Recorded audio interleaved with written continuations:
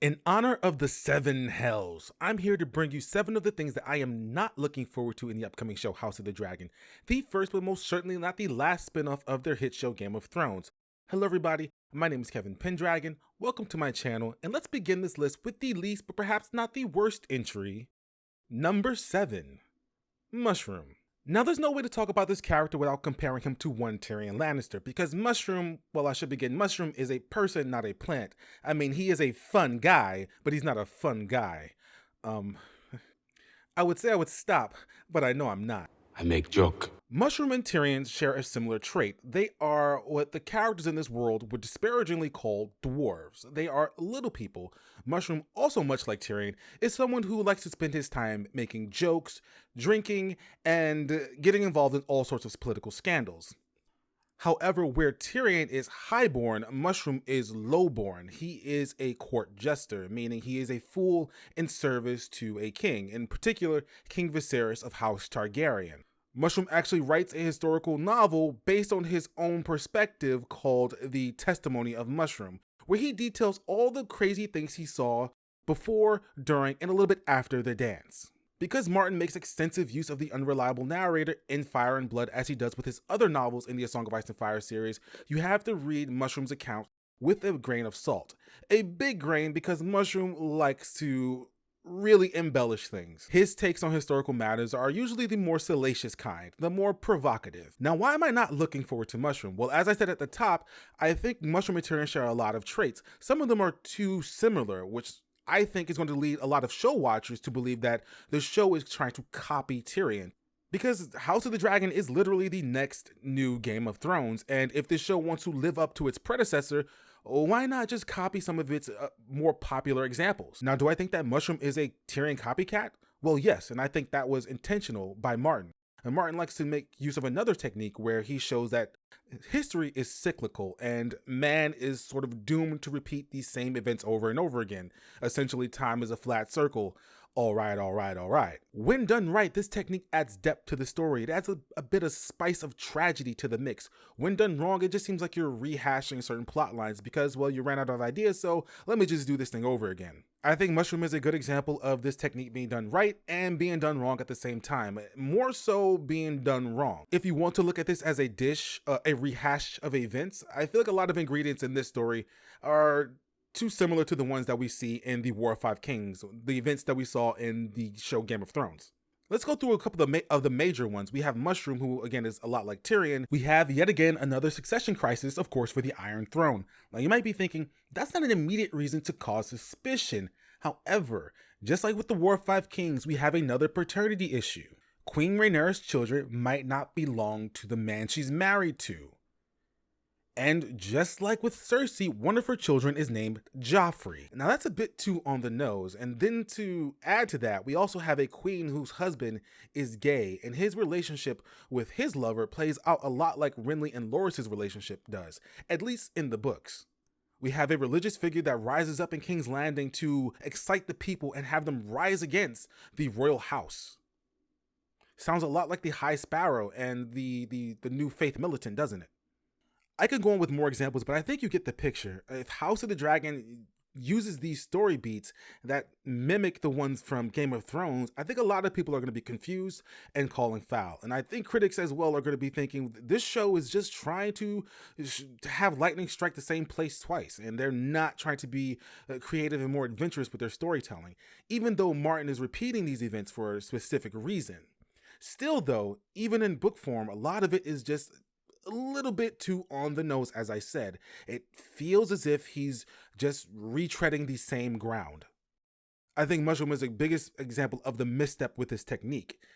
He's too much like Tyrion, and the bigger problem for me with the character is that he doesn't have any motivations like Tyrion does. He doesn't have any internal, external goals. He kind of just exists to witness these big historical events. So I know people call Area Hota the camera that rides, but Mushroom is a lot of the same. But instead of, writing, he drinks and tells bad jokes.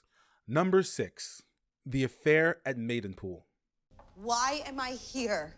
Why the hell are we out here in the middle of nowhere? Oh, this one hurts me. This one cuts deep like Valyrian steel. But to understand why, you'd have to go back to watch my other video, 7 things I'm most looking forward to in House of the Dragon, which I hope you do. Before a brief recap, in that video I talk about Nettles, who is a dragon seed. She's a young black woman who rides the dragon sheep stealer and fights on behalf of Queen Rhaenyra in this Targaryen civil war. Based on those traits alone, you know I'm already on Nettles' side, and I cannot wait to see what the show does when it comes to casting her and how they portray her. But that's just how her story starts. There's another event, one might say a tragedy, that shapes her ending. So after fighting for Queen Rhaenyra and gaining notoriety for her bravery and valor in battle, Nettles is tasked with a very special mission. The Queen's husband, Daemon Targaryen, has Nettles accompany him on a mission to the Riverlands to track down Aemon Targaryen, a rival dragon rider. Now this is an especially dangerous mission because Aemon's mount is the dragon Vhagar, one of the last living Targaryen dragons from the Conquest. Because of her great age, Vhagar is the largest dragon currently fighting in the Dance of the Dragon. Aemon has been burning the Riverlands for several days straight, so it's up to Prince Daemon and Nettles to find him and put an end to his terror. They make their base at Maidenpool, and that's where this sordid affair begins. So there are several versions of the story of what happened at Maidenpool, but none of them really make our girl Nettles look good. One version is that she had an affair with Prince Daemon Targaryen, Rhaenyra found out and sent for her head. And I mean, really, Rhaenyra, if you had a problem, you should have been sent in for your husband's head, because this is not even the first time he's had an affair, and she turned a blind eye to it in the past. It's actually Daemon's paramour, a spy mistress by the name of Myrcella, who tells Rhaenyra about this affair. The news hits different this time because Rhaenyra is suffering from the Targaryen Madness. She's making a lot of Red Queen from Alice in Wonderland decisions, and one of these decisions is to kill Nettles, or any person that she suspects of dissent. She's lost 3 of her children, she's lost several dragons, she's lost a lot of followers, the support of the people that she never really had to begin with, so I can understand her rage, but you know what? If you're gonna be killing anybody, you should be killing your husband too, because he's part of this. Take his head off. And other parts if necessary. No, I'm just... This sucks because then Nettles goes down in history as the bastard who took Rhaenyra's husband away from her. And bastards in Westeros have this superstition assigned to them where they are incapable of suppressing their inhuman desires for sex and other debaucherous things. But on the other hand, it could be this affair did not happen, that Prince Daemon just doted on Nettles as if she was his daughter. But this is kind of weird because it said that he brought her gifts, he taught her courtesies, and he also taught her how to bathe. Now this does not sit right with my soul. So Nettles, who came to Dragonstone and used a very smart and cunning technique to tame a dragon that nobody else did, is not smart enough to know how to wash her ass. That's what the history books are going to say about her. Now I know what the Maester said this because this saves Prince Daemon's ass and not Nettles, because what the Maester is saying is no, your grace, because when I saw the Prince Daemon and the girl Nettles together naked, he was just teaching her how to take care of her private parts. You see, there was nothing untoward going on. She was a wretched thing born in a hive of scum and villainy, and the prince was just teaching this bastard how to bathe. Now see, I don't know about Rhaenyra, but if it was me getting this letter, I would have called for everybody's heads, because who do you take me for, a fool? Do you see tattoos on my face? Because I have my looking glass right here, and I'm wondering... Bitch, where? So in one version of events, she's a bastard whore, and the other version, she's a bastard who can't bathe, and even if none of these stories are true, all of this follows her in the annals of history, so...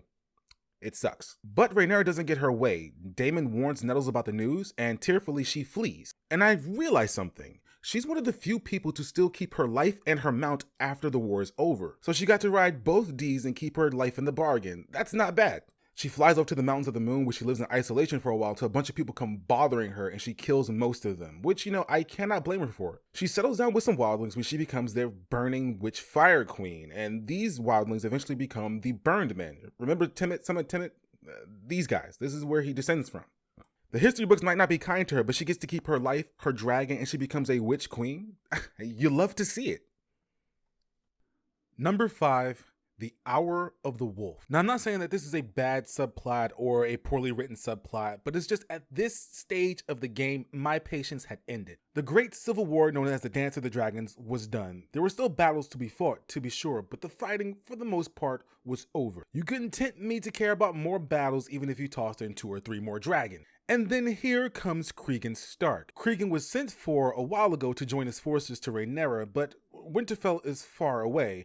At this point, Rhaenyra is dead as hell, Aegon, her rival, is dead as hell, and her son Aegon III is the king on the Iron Throne. He has a regency because he's still in his minority, but for the most part, the succession crisis has ended. We have an heir on the throne. Let's make peace. However, Cregan Stark said, "I hope you don't think I came all this way not to kill people." His implacable desire to have justice and call for more deaths had me going, Cregan? Cregan! Let it end!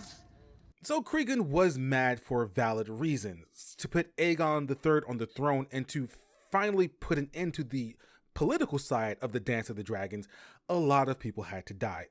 In particular, Aegon II, the king on the Iron Throne, you know, the one who stole Rhaenyra's crown at the very start of the war. Once he died, the throne was empty, Aegon and his minority could rise and other political matters could be smoothed over. This is still murder, this is still kingslaying, and Cregan came down from Winterfell to make sure people answered for it, regardless of the context in which these crimes happened. So Cregan occupies the Red Keep. For one day he rains his hand at the king, and people are executed and exiled by the boatload. Corlys Velaryon was one of the people that Cregan wanted to kill.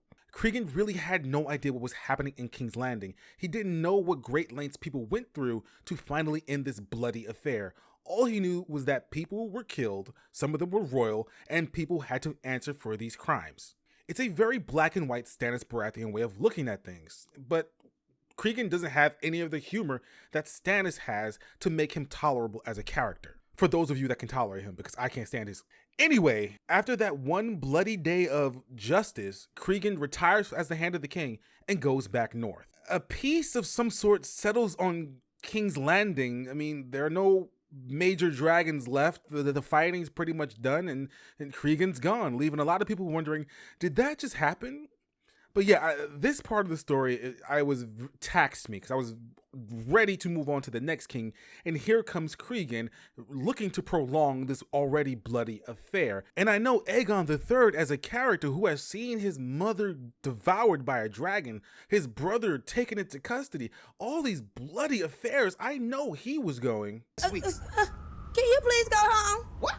Go home, pimp. You heard what I said. Number 4, Targaryen Madness. Okay, so at the end of the dance, it seemed that Martin just went, you get madness, you get madness, you get madness. Because so many characters, most of them women, all of them women really, come down with a severe case of the Targaryen Madness. It first begins with Helaena Targaryen, who understandably loses hold on her mental health after witnessing her son die, a son that she chose to die. Anyone would have a sort of break at that point. The next Targaryen to go mad is Queen Rhaenyra.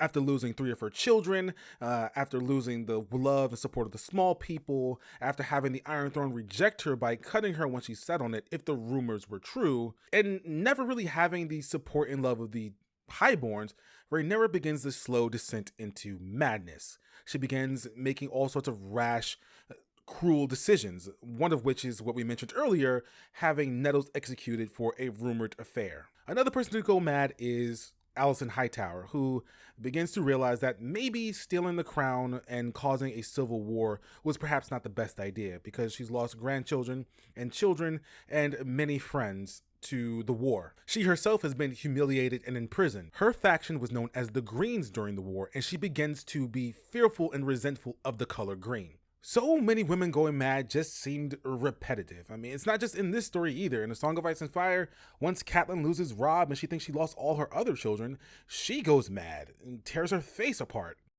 clawing at her own flesh. Cersei is suspected to go mad herself after she loses her kids in the Valonqor prophecy. And there's all those rumors with Daenerys. So it seems as if with women, there are like 2 options for characters. And one of those options is you're gonna go mad. Number 3, the Muppets come to Westeros. Sometimes when you're writing, you have these little impulses to include references to other stories, your favorite authors, movies, TV shows, comics, whatever. Martin does this a fair few times in his novels. In A Clash of Kings, he talks about Lord William and his sons Joshua and Elias. This is a reference to Tad Williams, a fantasy writer who wrote the trilogy Memory, Sorrow, and Thorn. That series was a huge inspiration for Martin. It was a major inspiration for the A Song of Ice and Fire series, and I say as a person who has read those books, if you are a fan of A Song of Ice and Fire, you should read them as well.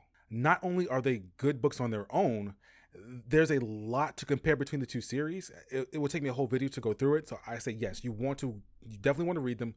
Don't spoil yourself, just read them. You'll be surprised. So moving along, there are a lot of other nudges, winks, like that as well. But there are none worse than the introduction of 3 characters to House Tully in the world of Ice and Fire. In that book, we are introduced to Kermit, Elmo, and Oscar Tully, 3 characters named after Muppets. I didn't know Sesame Street ran through the Riverlands. This is an immersion-breaking edition. The names are just too familiar. It's just too silly. Now see, I was hoping these few characters would just stay in the world book, but then they showed up in Fire and Blood, and I was... Here's hoping that House of the Dragon leaves them out. I mean, what's next? A dragon named Big Bird? We can hold them off.